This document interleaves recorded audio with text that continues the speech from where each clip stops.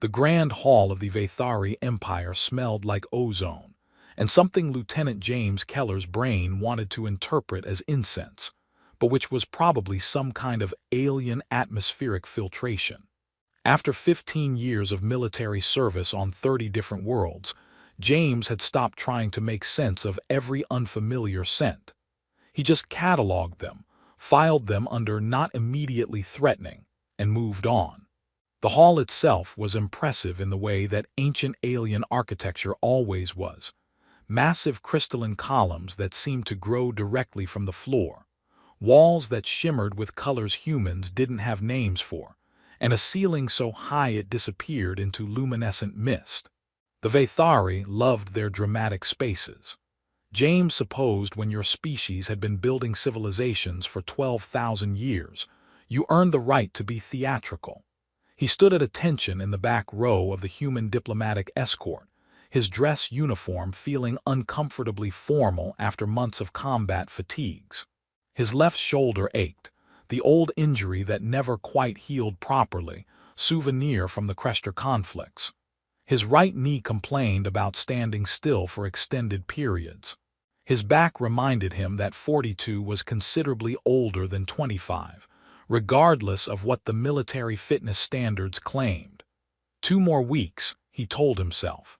2 more weeks of diplomatic ceremony, then official retirement, then figuring out what the hell civilian life looked like after spending his entire adult life in uniform.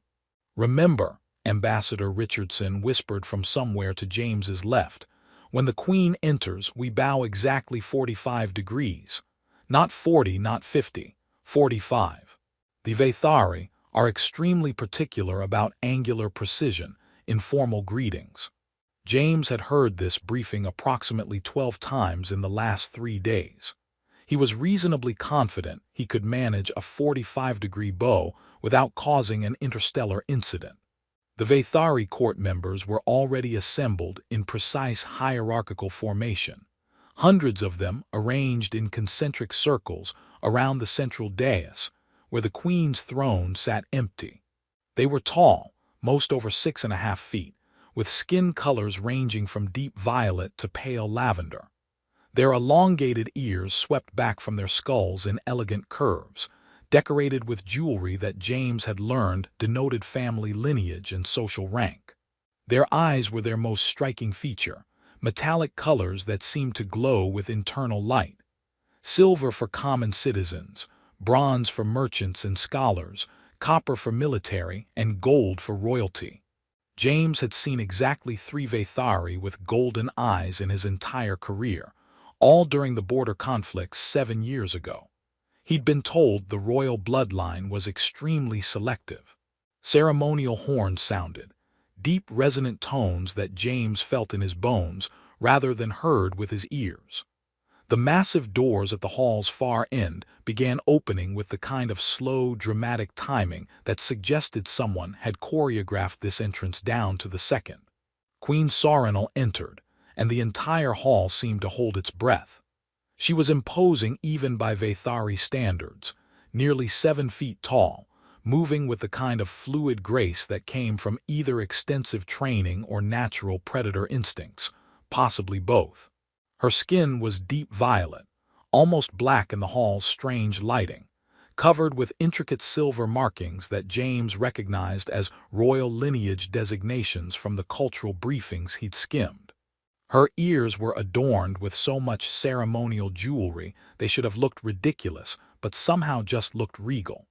She wore flowing garments that seemed to shift colors as she moved, some kind of advanced material technology that was probably worth more than James's annual salary. But it was her eyes that locked his attention completely.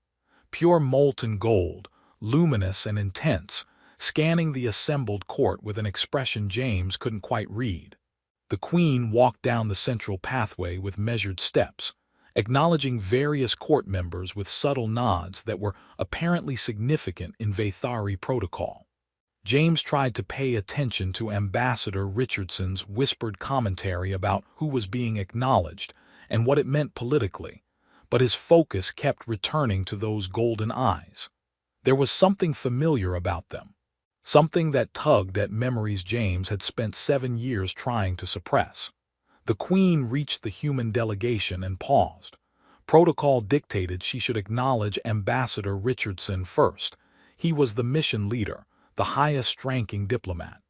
Instead, her golden eyes swept past him entirely and locked onto James specifically. The entire hall went completely, profoundly silent. James felt every nerve in his body activate into combat-ready alertness, even though there was no visible threat. But something in the Queen's gaze was triggering every instinct he developed over 15 years of military service. That sense of being recognized, being seen, being targeted in ways that demanded immediate response.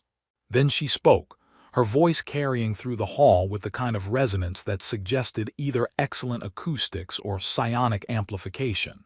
"Do you remember me, human?" James's brain short-circuited. Queens didn't speak directly to junior military officers during formal diplomatic ceremonies. This violated approximately 47 levels of protocol that Richardson had explained in excruciating detail. "Your Majesty," Richardson started, attempting to redirect the conversation back to appropriate channels. Sorinal ignored him completely, taking 3 steps forward until she stood directly in front of James, close enough that he could see the complex patterns in her silver markings, the way her golden eyes caught light, the barely perceptible rise and fall of her breathing. "Years ago on the battlefield of Koravesh," she continued, her voice softer now but somehow even more intense, "you saved my life." The memory hit James like physical impact. Koravesh, 7 years ago. The bloodiest engagement of the border conflicts. A 3-way clusterfuck between human forces, Vthari military, and the Crester who decided both species looked like excellent targets. Explosions, screaming, plasma fire turning the sky purple, and James's entire squad pinned down in what used to be a civilian structure before the bombardment reduced it to debris. He remembered pushing through smoke to find a wounded Vthari warrior trapped under collapsed structural support, Crester soldiers closing in. He remembered the split-second decision. Leave her to die and rejoin his squad, or waste precious seconds on someone who was technically an enemy. He'd chosen to help, had used the last of his suit's augmented strength to lift the debris, pulled her free, and carried her through hostile fire to where Vthari evac ships were extracting their wounded. He'd set her down with medical personnel who'd stared at him with complete shock, said something in broken Vthari about how she'd be okay, and then disappeared back into the chaos because his own people needed him. He'd never seen her face clearly, too much blood and smoke, never learned her name, never expected to see her again. "I remember the battle," James said carefully, his voice rougher than intended. "I remember finding a wounded Vthari warrior.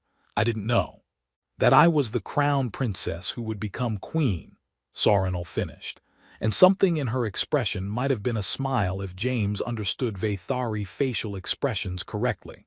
"No, you could not have known, but you helped anyway.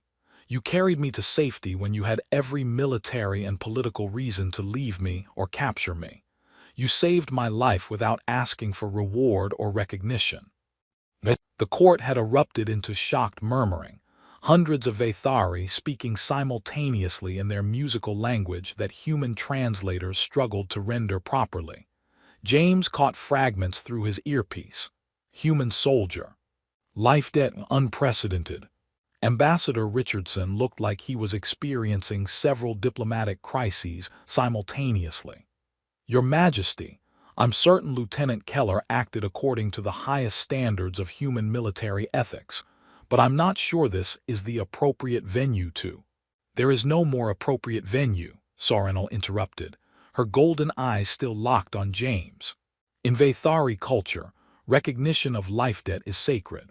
It transcends protocol and politics. This human saved my life when I was crown princess, and I have spent 7 years wondering about the soldier who treated me not as enemy to be killed or captured, but as a life worth saving." An elderly Vthari stepped forward from the court, High Counselor Thelker, if James remembered the briefings correctly. His skin was pale lavender with age, his ears heavy with ceremonial jewelry that denoted centuries of service to the royal family. Your Majesty, with respect, battlefield memories are often confused. Perhaps in the chaos and trauma, you have mistaken this human for. I have mistaken nothing, Sorinal said sharply, her voice carrying authority that made even the ancient counselor step back. I remember his face. I remember his voice telling me in broken Vthari that I would be safe. I remember the way he lifted the debris that was crushing me with strength that should have been impossible without augmented assistance, and I remember him disappearing into the battle before I could thank him. She turned back to James, and the intensity in her golden eyes was almost physical. You never asked my name. You never tried to collect reward or recognition. You simply helped and left. For 7 years, I have wondered about the human soldier who showed more honor in a single moment than many warriors show in a lifetime. James had no idea what to say. This entire situation had spiraled so far beyond his experience that his brain was offering only unhelpful suggestions like panic and flee. He started, then stopped, trying to organize thoughts that were refusing to cooperate. Your Majesty, I was just doing what seemed right in the moment. I saw someone who needed help. The fact that we were on opposing sides didn't change that they were in danger. Precisely, Sorinal said softly. You saw a person, not an enemy. You valued life over tactical advantage. In Vthari culture, this is the highest form of honor. She turned to address the assembled court, her voice resuming its formal resonance. I invoke life debt. This human, Lieutenant James Keller, saved my life on the battlefield of Koravesh. According to our most ancient traditions, this debt can only be fulfilled through direct service. I ask that he remain in this court not as diplomat or soldier, but as my personal guard and advisor, the one person I know absolutely I can trust, because he has already proven he values life over politics. The court exploded into chaos. Vthari were speaking over each other in shocked tones, and James's translator gave up entirely, offering only static and confused fragments. Ambassador Richardson looked like he might actually faint. The human delegation was frantically conferring in hushed whispers that weren't nearly hushed enough. James just stood there, feeling like the universe had decided to play a profoundly elaborate prank on him specifically.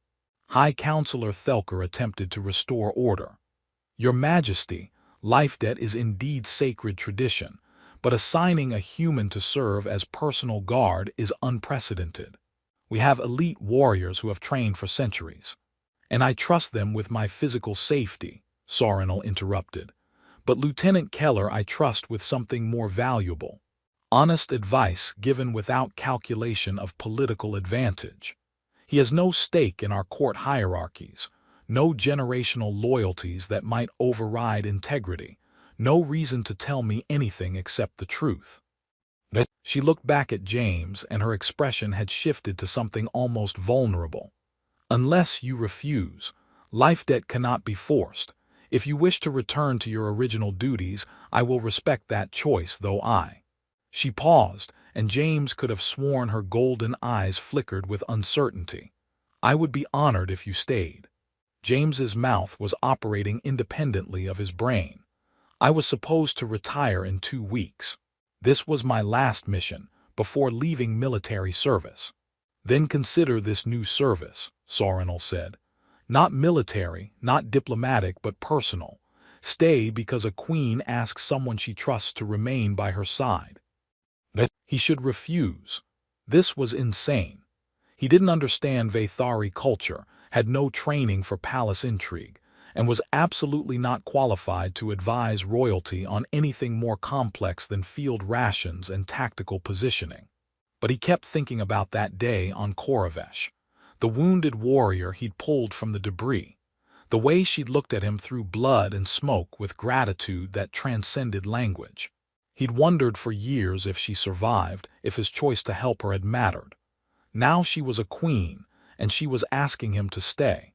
Not because of duty or obligation, but because 7 years ago he'd made a choice that apparently meant everything. "I'll stay," James heard himself say. "If that's what you need, Your Majesty, I'll stay." Sorinel's golden eyes blazed with something that might have been triumph or relief or joy, possibly all three. "Thank you, Lieutenant Keller. You honor me with your trust. I think it's the other way around, Your Majesty." "Then we honor each other." She turned to address the still chaotic court. "The life debt is acknowledged. Lieutenant James Keller will remain in this court under my personal authority. All protocols and privileges associated with life-bound service are hereby granted. This matter is settled."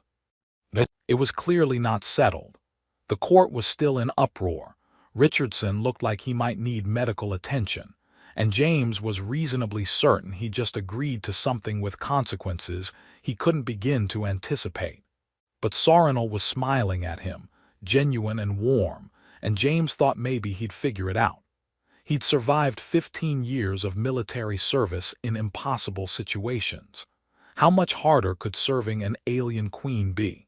The next 6 hours were some of the most politically chaotic James had ever experienced, and he'd once been present when 2 human colony governors tried to physically fight each other during treaty negotiations. Ambassador Richardson pulled him aside approximately 47 times to ask variations of, "Do you understand what you just agreed to?" And "Are you absolutely certain about this?" James's answers were uniformly no, and not even slightly. But apparently the diplomatic team had decided it was too late to back out now. Life debt is one of the most sacred concepts in Vthari culture, Richardson explained for what felt like the 100th time, pacing in the private chamber where James had been temporarily sequestered, while the court dealt with the logistical nightmare of his new position. "It's not just symbolic. It's a binding social contract that supersedes normal hierarchies. You've just been elevated to a position in the Vthari court that typically requires centuries of family service to achieve."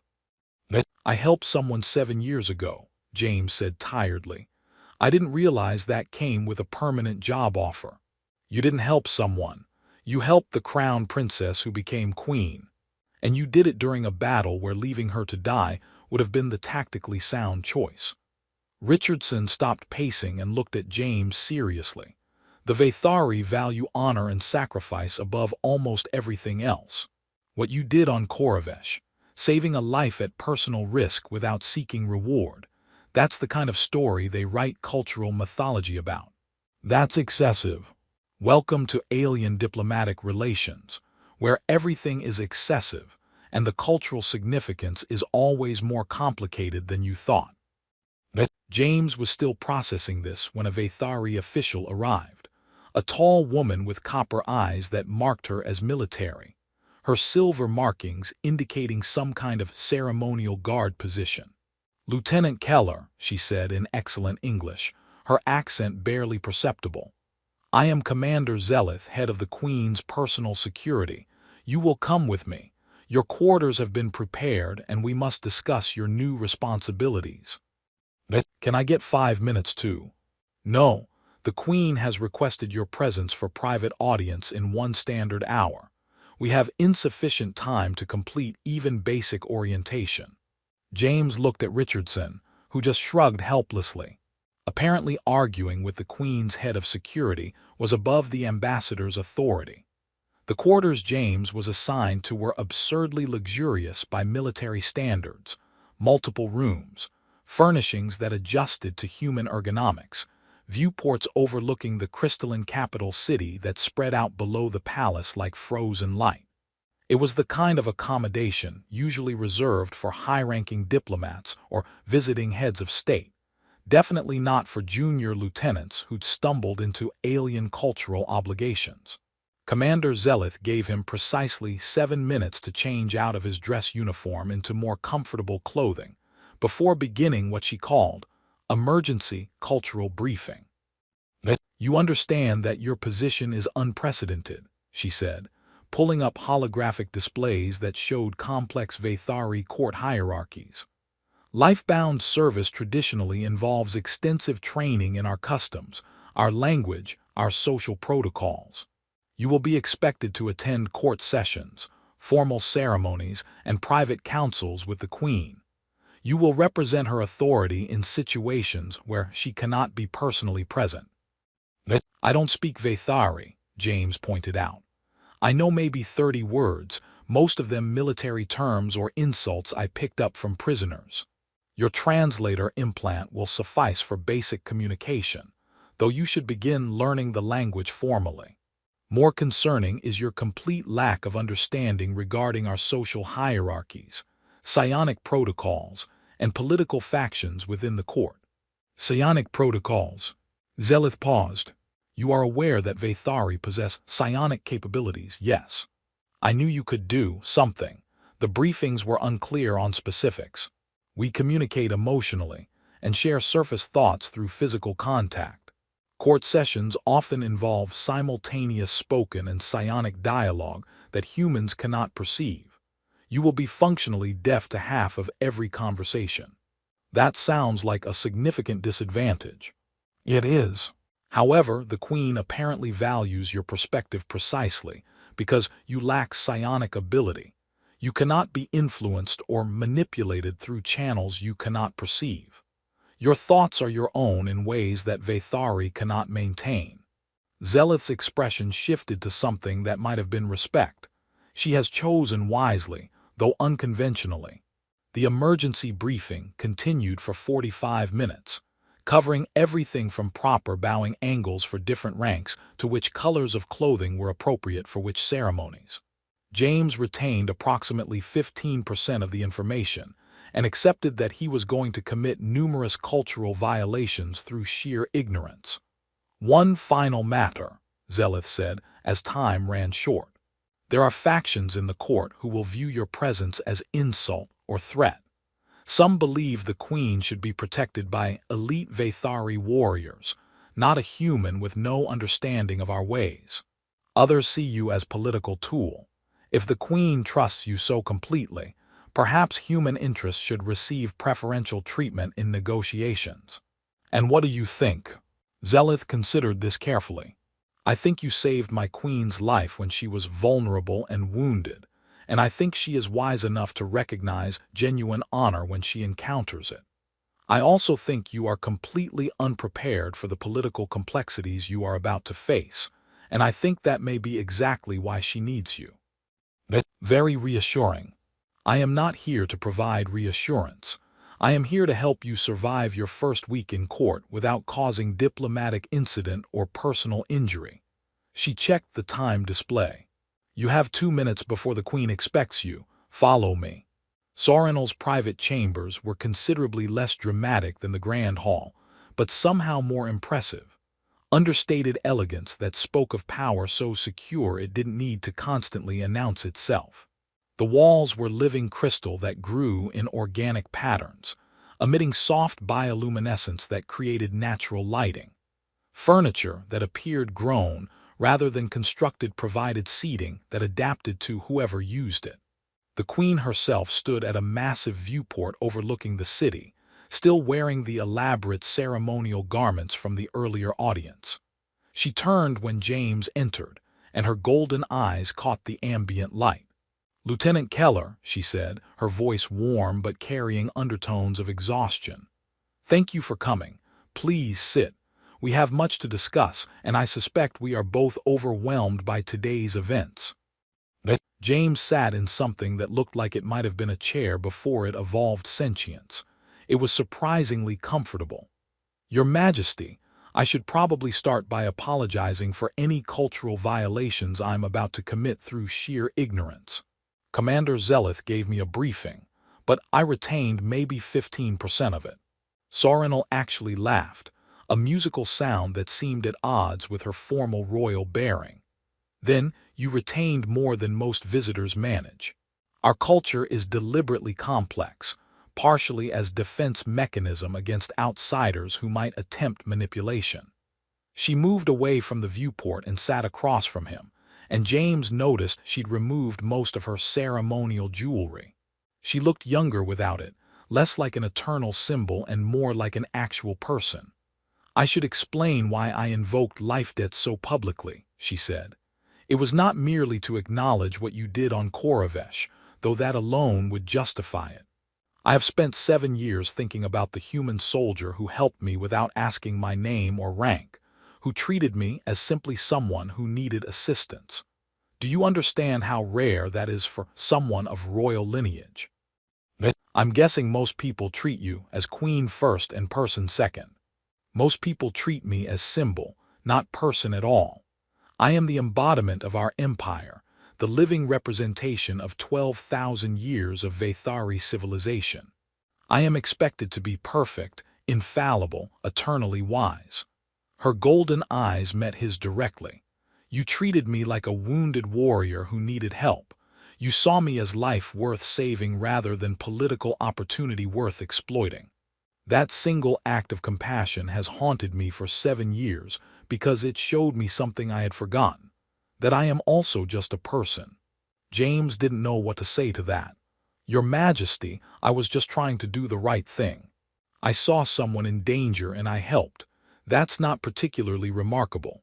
It is to me. It is to anyone who spends their life surrounded by calculation and protocol, and people who measure every word for political advantage. She leaned forward slightly. I need someone in my court who will speak honestly without filtering every statement through concerns about hierarchy or ancient family loyalties. Someone who has no reason to tell me anything except truth as they see it. You have advisors, counselors with centuries of experience. I have advisors who have served my family for generations and who view their primary duty as protecting the throne rather than challenging it. I have counselors whose advice is always technically correct and politically safe. What I need is someone who will tell me when I am making mistakes, who will offer perspectives my Vthari advisors cannot provide, who will remind me that I am also just a person making difficult choices. She stood and walked to a table where drinks had been prepared, some kind of Vthari beverage, and James noticed with surprise what appeared to be actual earth coffee. I had this synthesized for you, she said, offering him the coffee. I understand humans rely heavily on caffeine stimulants. I wanted you to feel welcome here, despite how abruptly your life has been disrupted. James accepted the coffee, which was surprisingly decent for alien synthesized. Thank you, Your Majesty, that's thoughtful. Please, when we are private, you may call me Sarinal. Constant formality is exhausting, and if you are to advise me honestly, we should be able to speak as individuals rather than constantly maintaining roles.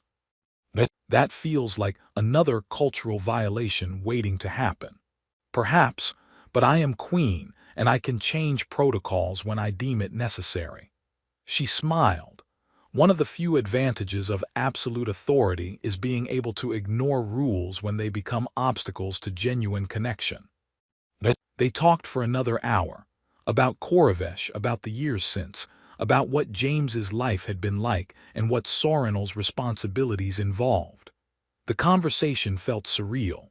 Sitting in an alien palace, drinking coffee with a queen who ruled a significant portion of the galaxy, discussing military experiences and the loneliness of command like they were just two soldiers comparing. When James finally returned to his quarters well past midnight by human timekeeping, his head was spinning with information, cultural context, and the growing realization that his life had just become far more complicated than he'd ever intended. He collapsed onto the bed, which adjusted automatically to human sleeping preferences with technology he couldn't begin to understand, and tried to process everything. 2 weeks ago, he'd been planning retirement, civilian life, maybe teaching agricultural techniques on a colony world somewhere quiet. Now he was life-bound to an alien queen who remembered him from a battlefield 7 years ago, expected to advise on matters he didn't understand, and thrust into political complexities that made military strategy look straightforward by comparison. His comm unit chimed with a message from Ambassador Richardson. Emergency briefing at 800. We need to discuss the political implications of your new position and coordinate with Earth regarding how to handle this unprecedented development. Also, stop making unilateral decisions that affect interstellar relations. Regards, Richardson. James smiled despite his exhaustion. Richardson's passive-aggressive formality was oddly comforting. Another message appeared, this one with the Queen's official seal. "Thank you for staying. Your presence means more than you know. Rest well. S." James stared at that message for a long moment, then filed it carefully in his personal archives. This was going to be complicated, possibly impossible, definitely unlike anything he'd ever prepared for. But he'd made a choice 7 years ago to help someone who needed it, and apparently that choice had echoed forward through time in ways he couldn't have predicted. Now he'd made another choice, to stay by the side of a queen who remembered him and trusted him with something more valuable than her life, her ability to remain human, or whatever the Vthari equivalent was. James closed his eyes and tried to sleep, knowing that tomorrow would bring new challenges, cultural violations, and political complications he couldn't begin to anticipate. 2 weeks, he thought. You were supposed to retire in 2 weeks. But somehow, despite everything, he didn't actually regret staying. The next 3 weeks were an intensive crash course in Vthari culture, court politics, and all the ways James was spectacularly unqualified for his new position. He attended court sessions where elaborate debates occurred in simultaneous spoken and psionic channels, understanding perhaps 30% of what was actually being discussed. He sat through ceremonial events, whose significance completely escaped him despite Zeleth's patient explanations. He trained with elite Vthari guards who regarded him with everything from curiosity to barely concealed contempt. "Your combat style is crude." One of the senior guards, a warrior named Keshvar with copper eyes and scars that suggested extensive battle experience, observed during a particularly brutal training session. "You rely on strength and aggression rather than precision and technique." "My combat style is human," James corrected, blocking another strike that would have broken ribs if he'd been slower. "We don't have centuries to perfect elegant fighting forms. We learn what works and we survive." Survival is not the same as mastery. Survived 15 years of active combat on 30 worlds. That's its own kind of mastery. Keshvar actually smiled at that, a flash of what might have been respect. "Perhaps. You are unrefined but effective, like a blunt instrument that nonetheless accomplishes its purpose." "I'll take that as a compliment." "It is. Most humans I have encountered during conflicts were neither unrefined nor effective. They were simply dead." Vthari humor was apparently darker than James had anticipated. The court's reaction to his presence was mixed. Some members treated him with careful politeness that barely concealed their belief that a human advising the Queen was embarrassing at best and dangerous at worst. Others seemed genuinely curious about human perspectives and would engage him in lengthy conversations about Earth's history, culture, and military strategies. High Counselor Thelker remained overtly hostile, though always within the bounds of formal courtesy. He'd corner James at every opportunity with pointed questions about human political stability, humanity's record of keeping treaties, and thinly veiled suggestions that perhaps the Queen's trust was misplaced. "Your species is very young," Thelker said during one particularly tense exchange after a court session. "You have been spacefaring for barely 4 centuries.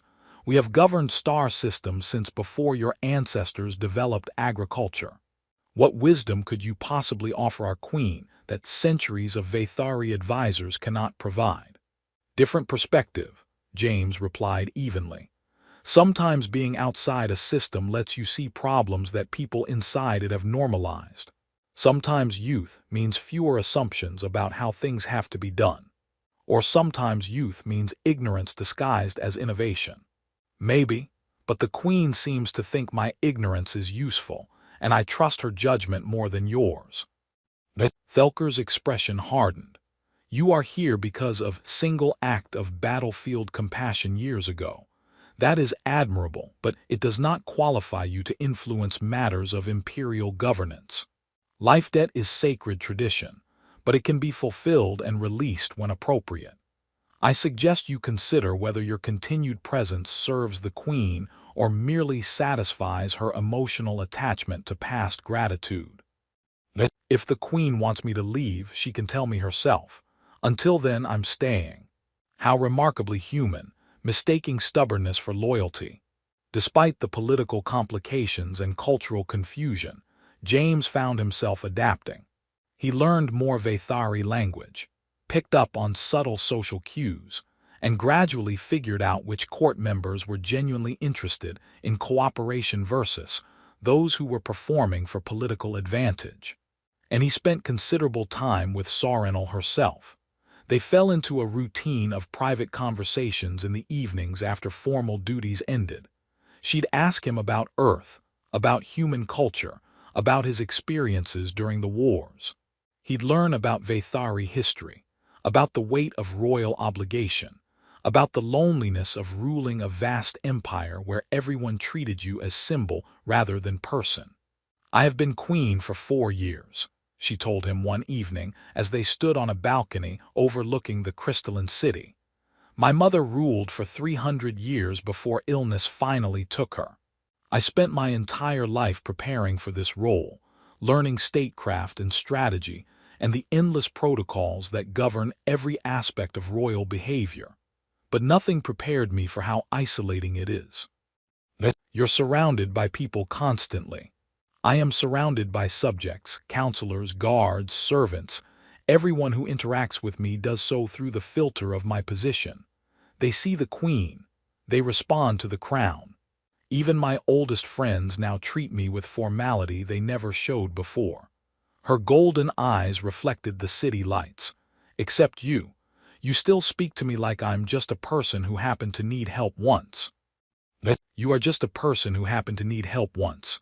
You're also a queen, but that's not all you are. Most people forget that, or choose not to acknowledge it because seeing me as person rather than symbol is uncomfortable. Their loss." Sarenal smiled at that, and James was struck by how different she looked when she wasn't performing queenly composure, younger, less burdened, more genuinely present. "I have question," she said, "personal rather than political. You may decline to answer. Ask. On Koravesh, when you found me, why did you help? You had every tactical reason to leave me or to capture me for prisoner exchange. Your squad was pinned down and needed you.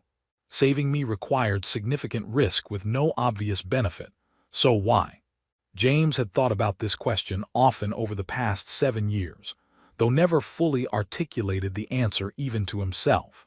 "Because you were hurt and in danger and I could help. Because leaving someone to die when you could save them felt wrong in ways that military strategy couldn't override. Because—" He paused, searching for words. "Because at the end of the day, regardless of politics or species or which side of a conflict we're on, we're all just people trying to survive.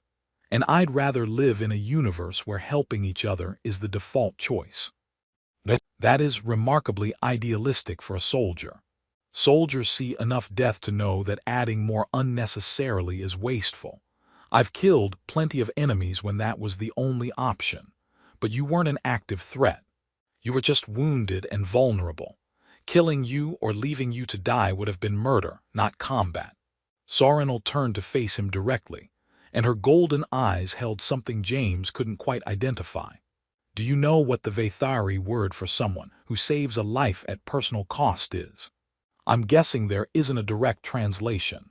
The closest human concept would be sacred protector, someone whose action demonstrates ultimate valuation of life over personal benefit.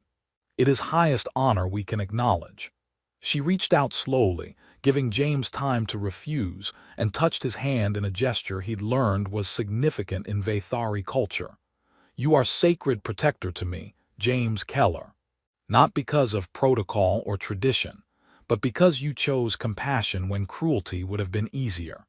Her skin against his was warm, and James felt a strange tingling sensation that Zeleth had explained, was the peripheral effect of Vthari's psionic contact. Sorinal could sense his emotions through the touch, though she couldn't read specific thoughts that required deeper connection than casual contact allowed. "What do you feel from me?" James asked curiously. "Discomfort with praise, genuine humility, confusion about your role here, concern about making mistakes." She paused and her expression shifted. "Also, connection. You feel connected to me in ways you're not fully acknowledging to yourself." James should probably pull his hand away. This was straying into territory that was considerably more personal than advisor to Queen probably should involve. But he didn't move. "I've thought about Koravesh a lot over the years," he admitted. "Wondered if you survived. Wondered if helping you had been the right choice tactically, even if it felt right morally. Finding out you're alive, that you became queen, that you remember me, it's given me closure I didn't know I needed. And now you are here because I asked you to stay. And you are discovering that serving a queen is considerably more complicated than saving a wounded warrior." "Considerably. Do you regret staying?" James considered this honestly. "I regret that I'm constantly confused and making cultural mistakes, and that there are apparently multiple court factions who want me gone. I don't regret the chance to know you better. You're remarkable, Sorinal, not just as queen but as person. Getting to see that, getting to be someone you trust enough to show the person behind the crown, that's valuable." Her golden eyes blazed with emotion that James couldn't name, and her hand tightened slightly on his. "You have gift for saying exactly what I need to hear, even when I did not know I needed to hear it. Just honest observation. Your honest observations are worth more than most people's calculated flattery." They stood together on the balcony, hands touching in a gesture that probably meant more in Vthari culture than James fully understood, watching the crystalline city glow in the darkness. This was dangerous territory, James knew. He was advisor, not friend, and definitely not whatever this intimacy was becoming. There were power imbalances, cultural complications, and political implications to any personal relationship between them. But he didn't pull away, and neither did she. The moment was interrupted by Zelith's arrival, the guard commander appearing with the efficiency of someone who'd been waiting nearby for an appropriate moment to intrude. "Your Majesty, forgive the interruption, but the High Council has requested immediate audience. There has been incident in the outer territories that requires your attention." Sorinal sighed, releasing James's hand with visible reluctance. "Of course there has. Governance never rests." She looked at James. "You should attend this council. It will be educational regarding how we handle territorial disputes." "I'll just sit in the corner trying to look like I understand what's happening. That is 90% of diplomacy, so you are well prepared." The council session was indeed educational, though primarily in demonstrating how little James understood Vthari political complexity. The Outer Territory incident apparently involved a disputed mining claim, 3 rival families with centuries-old grudges, and some kind of psionic protocol violation that James couldn't even perceive, let alone understand. He sat silently while Vthari counselors debated through simultaneous spoken and psionic channels, watching Sorinal navigate the competing interests with patience and strategic thinking that was impressive to observe. She'd ask questions, propose compromises, and occasionally invoke precedents from Vthari legal history that stretched back thousands of years. "Lieutenant Keller," she said suddenly, catching James completely off guard. "You are human observer with no vested interest in this dispute. What is your assessment?" James felt every eye in the council chamber lock onto him. This was apparently some kind of test, though whether Sorinal was testing him or testing the council's reaction to his input, he couldn't tell.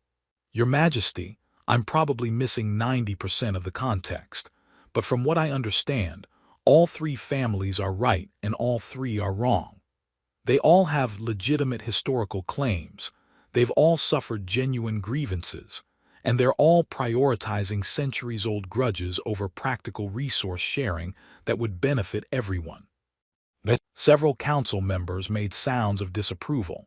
Thelker looked actively offended. You suggest we simply ignore historical legitimacy and thousand-year legal precedents. I suggest that sometimes being technically correct is less important than finding solutions that let everyone move forward. On Earth, we have expression. You can be right, or you can be happy, but often you can't be both. Maybe the Vthari equivalent is, you can have perfect historical justice, or you can have functioning cooperation. Seems like the families need to choose which one they want more. That is remarkably simplistic analysis, Thelker said coldly. It's also not wrong, another counselor, Scholar Muravith, interjected. We have spent 8 generations adjudicating these claims with no resolution, because everyone is technically correct within our legal frameworks. Perhaps simple analysis is what we need. Sorinal was smiling slightly, though she controlled it before the expression became too obvious. Lieutenant Keller offers valuable perspective. Sometimes we are so invested in complexity that we forget to ask simple questions. She turned to the feuding family's representatives. You will enter mediation using human-style practical negotiation rather than continuing with traditional Vthari legal adjudication. You will focus on resource allocation that serves all parties rather than absolute determination of historical justice. If you cannot reach agreement within 1 lunar cycle, I will impose solution none of you will prefer. This matter is settled. The council's session concluded, and James escaped before anyone could corner him with questions or accusations. He was back in his quarters, contemplating whether his input had been helpful or just made everything more complicated, when Sorinal arrived without announcement. That was educational for everyone, she said, her golden eyes bright with amusement. You just challenged thousand-year legal precedents and suggested we abandon historical justice for pragmatic cooperation. Thelker nearly had psionic aneurysm. I probably should have stayed quiet. You should have done exactly what you did. Those families have been feuding since before your species left Earth. We needed outside perspective that wasn't invested in maintaining traditional approaches. She sat down on his furniture without asking, a gesture of comfortable familiarity that probably violated protocols neither of them cared about anymore. You are valuable to me, James, because you will say what you think rather than what is diplomatically safe. Never apologize for that, even when it offends your senior counselors. Especially then. Thelker has served my family for 200 years. He is a brilliant strategist and deeply traditional. He is also sometimes so committed to preserving Vthari ways that he forgets we must also adapt to changing circumstances. You remind all of them, that our culture is strong enough to incorporate new perspectives. Or I'm just here making everyone uncomfortable. Also true, but productive discomfort that leads to better solutions is valuable. She studied him with those intense golden eyes. I want to thank you. For staying, for being honest, for not treating me as untouchable symbol. You're welcome, though I still feel like I'm mostly just stumbling through this, with no idea what I'm doing. You are, but you're stumbling with integrity, and that matters more than perfect cultural fluency. She stood to leave, then paused. James, I want to ask you something. Personal question rather than political. Ask. On that balcony earlier when we were touching hands, did you feel the connection between us? Not the psionic contact, but the underlying emotional resonance. Yes. Does it concern you that we are developing connection that extends beyond advisor and queen? James considered this carefully. It concerns me that there are power imbalances and political complications. It concerns me that I don't fully understand Vthari relationship customs and might be misreading signals. It doesn't concern me that I care about you as person rather than just as queen I'm serving. That is honest answer. Her markings, which James had learned to read as emotional indicators, were showing warm rose colors that suggested affection or attraction. I should go. We both need rest, and tomorrow brings more council sessions that will test your ability to remain conscious during lengthy procedural debates. That's my favorite. She smiled, and James's breath caught slightly at how much warmth was in that expression. Sleep well, sacred protector. After she left, James lay awake for a long time thinking about golden eyes, political complications, and the way a single choice 7 years ago kept rippling forward in ways he couldn't predict. This was becoming considerably more complex than simple advisory service, but he still didn't regret staying. The crisis came suddenly, during a diplomatic reception in the palace's grand ceremonial garden. The Vthari were hosting representatives from 6 allied species, a formal gathering meant to demonstrate the Empire's continued commitment to interstellar cooperation and cultural exchange. James was present in his capacity as the Queen's personal guard, standing at respectful distance, while Sorinal navigated conversations with various ambassadors and dignitaries. He was watching the crowd with the trained awareness of someone who'd survived 15 years in combat zones, cataloging faces and behaviors and potential threat vectors, when something triggered his instincts. A Vthari male, older, with silver markings that indicated noble lineage, was moving through the crowd with purpose that didn't match the event's casual socialization. His eyes were locked on Sorinal with intensity that felt wrong, and his hand was positioned near his ceremonial robes in ways that suggested he might be concealing something. James started moving before conscious thought caught up to his instincts. The attacker drew the weapon, some kind of energy blade that ignited with a high-pitched whine, and lunged toward Sorinal with speed that suggested extensive combat training. Most of the crowd hadn't even registered the threat yet, still processing the sudden shift from diplomatic gathering to violence. James covered the distance in 4 strides and positioned himself between the attacker and Sorinal, catching the weapon hand with his left arm while driving his right fist into the attacker's solar plexus, with force that folded the Vthari male like a collapsed tent. The energy blade clattered to the ground. James kicked it away, maintained his position covering Sorinal, and did rapid threat assessment to determine if this was lone attacker or coordinated assault. The Vthari security forces flooded the area 3 seconds later, fast response, but James had already neutralized the threat. Zelith took control of the attacker personally, while her guards formed protective barrier around the Queen. "Everyone remain calm," Zelith commanded, her voice carrying through the stunned silence. "The threat is contained. No one is harmed." James stepped back from his protective position and turned to check on Sorinal. She was staring at him with an expression that combined shock, gratitude, and something that might have been impressed approval. "Are you hurt?" he asked, professional training taking over. "No, you. You moved before my guards even registered the threat. How did you know?" "Body language, positioning. He was watching you with wrong kind of intensity." James's hands were shaking slightly with adrenaline come down, but his voice remained steady. "Military instinct. When something feels wrong, you react first and analyze later." The attacker was being restrained by 4 guards, and High Counselor Thelker was already interrogating him, with the kind of cold fury that suggested this was personal offense. James caught fragments through his translator. Betrayal, dishonor, cultural contamination. "He is Lord Vashtarin," Sorinal said quietly, staring at the attacker. "Minor noble from conservative family. They have opposed my policies of closer human alliance since I became queen. He tried to kill you over political disagreements.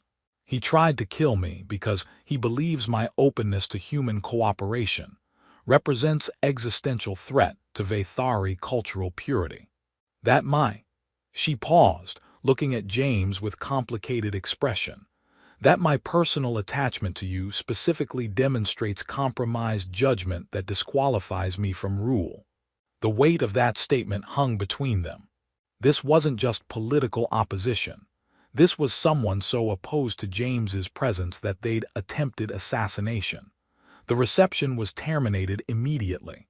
Sarinal was escorted to secure chambers for medical examination despite her protests that she was unharmed.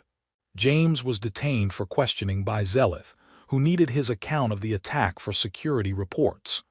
"You reacted faster than my elite guards," Zelith said, reviewing holographic footage of the incident. "How?" "Human combat experience. We're trained to recognize threats from pattern recognition, not psionic awareness. I saw his positioning and body language suggested hostile intent. You also positioned yourself between the Queen and the Blade, without any apparent concern for your own safety. She's my Queen. Protecting her is my job. Your job is advising. Physical protection is my responsibility." But Zelith's expression had shifted to something approaching respect. "However, I acknowledge that your intervention was effective. Does this happen often? Assassination attempts?" "More frequently than we would prefer. There are always factions who oppose current policies and believe violence is an acceptable political tool. Lord Vthari is not first to attempt assassination, though most are caught before reaching striking distance." She dismissed the footage. "You are free to go, Lieutenant. The Queen has requested your presence in her private chambers when you are available." James found Sarinal standing on her private balcony, still wearing the formal robes from the reception, but having removed most of her ceremonial jewelry. Her markings were showing agitated patterns, silver and red mixed with stressed orange. "You saved my life," she said without turning around. "Again, though this time you knew who I was. This time I knew what you meant to me too. Made the decision easier. What I meant to you." She turned to face him and her golden eyes were intense. "James, you nearly died protecting me. Vthari's blade could have killed you before you neutralized him. You chose to risk your life for mine. I'd make the same choice again. Why? We have known each other for 3 weeks. We are from different species. You have no blood obligation to me, no centuries of family loyalty. Why risk everything?" James moved closer, watching her markings shift in response to his proximity. "Because 7 years ago, I helped a wounded warrior who needed it, and that choice brought me here. Because you're remarkable, not just as Queen, but as person. Because when I look at you, I see someone worth protecting regardless of political obligation or cultural expectations." He paused, then committed to honesty. "Because I care about you more than is probably appropriate for an advisor to feel about the ruler he serves." Sarinal's markings bloomed into brilliant rose gold. The color James had learned indicated deep affection or romantic attraction in Vthari emotional language. "That is most honest statement anyone has made to me in years," she said softly. "Also most inappropriate by traditional Vthari court standards. Should I apologize?" "No." She reached out and took his hand in the gesture that meant psionic contact and emotional sharing. "I am experiencing same inappropriate feelings. I have been since you arrived, since I saw you again after 7 years of wondering about the human who saved me. I asked you to stay because of life debt, but I wanted you to stay because—" She trailed off, searching for words. "Because you felt connection too," James finished. "Yes, because I felt connection too. Because you see me as person rather than symbol. Because when I am with you, I am just Sarinal instead of eternal representation of 12,000-year empire." They stood close enough that James could feel the warmth radiating from her skin, see the intricate patterns in her markings, watch her golden eyes track his expressions with intensity that was almost physical. "This is complicated," he said. "Everything about us is complicated. You are human advisor from species we were at war with years ago. I am Queen with entire empire's expectations resting on my decisions. Any personal relationship between us would be scrutinized by both our peoples. But I find I am tired of always choosing duty over personal desires. I have spent my entire life being Queen first and person second. For once, I want to choose what I want rather than what is politically expedient. And what do you want? I want you, not as advisor, not as sacred protector, but as partner who sees me and values me, and will tell me when I am wrong while supporting me when I am right. Her markings pulsed with colors James was still learning to read, vulnerability mixed with determination. I want to explore connection between us and discover where it leads, regardless of political complications. James's heart was racing in ways that had nothing to do with adrenaline come-down from the assassination attempt. I want that too, but I need you to understand. I have no idea how to navigate Vthari relationship customs. I will make mistakes. I will commit cultural violations without meaning to. I am extremely unprepared for whatever this becomes. Then we will figure it out together. She smiled, warm and genuine, and more beautiful than any formal royal expression. We have already survived battlefield rescue, life-debt invocation, assassination attempt, and considerable court disapproval. Surely we can survive learning how to be partners. Is that what we're calling this, partnership? But I am open to suggestions for terminology. How about we start with people who care about each other and figure out the details as we go? That is very human approach, minimal planning, maximum improvisation. But it's all I've got. It is sufficient. She squeezed his hand and James felt the psionic contact deepen, carrying emotional resonance that transcended language. Affection, trust, hope mixed with uncertainty. Everything he was feeling reflected back through alien biology that operated on different principles, but arrived at the same place. They stood together on the balcony as the city lights began glowing in the evening darkness. Two people from different worlds who'd found each other through improbable circumstances, and were choosing to stay together despite every logical reason to maintain distance. This was definitely complicated, possibly impossible, certainly unlike anything either had anticipated when James first arrived as part of a diplomatic escort 3 weeks ago. But sometimes the best things were the ones you never planned for, James thought. Sometimes a single choice, to help a wounded warrior on a battlefield 7 years ago, could ripple forward in ways you couldn't predict, leading you to stand beside a queen who remembered you and chose you not because of duty, but because you made her feel like a person. "Thank you," Sorinal said quietly, "for saving my life today and for choosing to stay." "Thank you for remembering," James replied, "for seeing a soldier instead of just an enemy, for giving me a reason to be here." They stood in comfortable silence, hands joined in cross-species connection that was still being figured out, watching the crystalline city glow beneath them. The Empire would have questions. The court would have opinions. There would be political complications and cultural negotiations, and probably more assassination attempts from factions who opposed everything they represented. But right now, in this moment, none of that mattered. Right now,